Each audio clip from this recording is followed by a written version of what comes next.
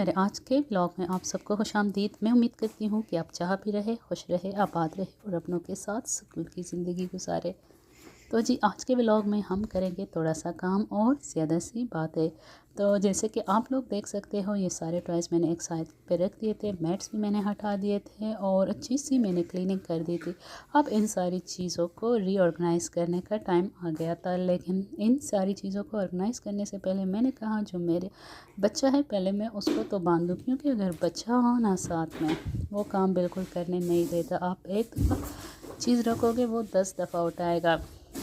तो इसलिए मैंने सबसे पहले उसको उसके हाई चेयर में पकलब कर दिया था। खैर फिर मैंने सोचा चलो अब काम शुरू कर लेते हैं, क्योंकि इतनी ज़्यादा देर वो भी आराम से नहीं बैठने वाली। खैर मैंने सारे मैट्स एक एक कर करके लगाने शुरू कर दिए थे। और साथ में आप लोगों को मैं ये बताना चाहूँगी कि इस तरह के मैट्स बहुत अच्छे होते हैं, सेफ़ होते हैं। बच्चों का जो भी प्ले एरिया हो ना, उसमें इस तरह के प्ले मैट्स ज़रूर लगाया करें, फोम के जो मैट्स होते हैं, क्योंकि अगर बच्चा कहीं खुदा न खास्ता गिर भी जाए तो वो उसको इतनी फिर ज़्यादा चोट वगैरह नहीं लगती, क्योंकि ये अच्छे नरम से होते हैं।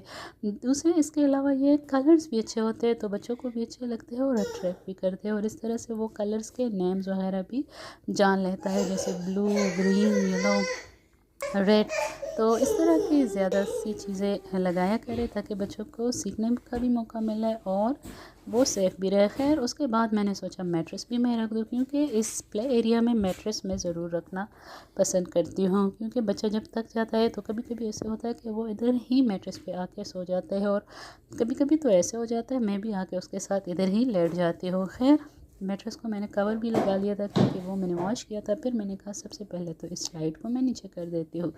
स्लाइड को नीचे कर लिया था मैंने। फिर मैंने सोचा अब करते हैं सारे टॉयज़ को बारी बारी ऑर्गेनाइज़। तो खैर सबसे पहले मैंने उसके 2 बालू रख दिए थे, लेकिन वैसे तो जब बंदा देखता है वीडियो में जब कोई इस तरह के बालू फेंकता है तो एकदम से सीधे हो जाते हैं, लेकिन हमारे सीधे नहीं। खैर मैंने फिर दोबारा से इसको सीधा कर दिया था। फिर मैंने सबसे पहले टॉयज़ का बास्केट रख दिया था। इसमें इतने बच्चे के टॉयज़ है, छोटे छोटे छोटे छोटे, तो वो सारे इसी में रखे होते हैं। फिर मैंने जो ये डोल स्टॉलर है वो भी रख दिया था साथ में। साथ ही मैंने जो ये एक्टिविटी क्यूब है, ये बहुत ही कमाल की चीज़ है ना। आप लोगों का बच्चा जैसे ही बैठने लग जाए ना, तो उनको इस तरह के एक्टिविटी क्यूब्स वगैरह ज़रूर लेकर दें, क्योंकि इस तरह से वो बहुत सारी चीज़ें लर्न कर लेता है। खैर साथ ही मैंने उसकी जो फुटबॉल थी वो भी रख दी थी, और ये जो गाड़ी है उसकी, तो ये तो खैर जब बच्चा थोड़ा सा बड़ा हो जाए, बैठने ख़ुद को संभालने के काबिल हो जाए तो तब उसके काम आता है। लेकिन अगर बच्चा छोटा हो, मीन्स के 10 मंथ्स के अंडर हो, फिर ये गाड़ी वगैरह काफ़ी नहीं है। अच्छा 10 मंथ्स का जैसे हो जाए, इस तरह की वॉकर भी बहुत ज़रूरी है। ये एक तो सेफ़ बहुत है, दूसरी बात ये है कि इसमें बहुत सारे पोएम्स भी हैं और बहुत सारे एक्टिविटीज़ हैं। खैर ये बुक्स वगैरह भी है, कुछ एक्टिविटी बुक्स, लेकिन उसको मैंने नहीं चढ़ा। फिर मैंने टेबल पे भी सारी चीज़ें रख दी थी, और जितने भी उसके टॉयज़ थे जो बड़े बड़े वाले वो मैंने ऑर्गेनाइज़ कर लिए थे। तो जिस टाइम बंदा ये काम कर लेता है ना, उस टाइम तो इतना अच्छा लग रहा होता है, दिल को सुकून मिल जाता है। लेकिन जैसे ही बच्चा फिर खेलने लग जाता है ना, तो आप लोगों ने भी नोट किया होगा कि एकदम से सारी चीज़ें फिर उल्टी हो जाती है।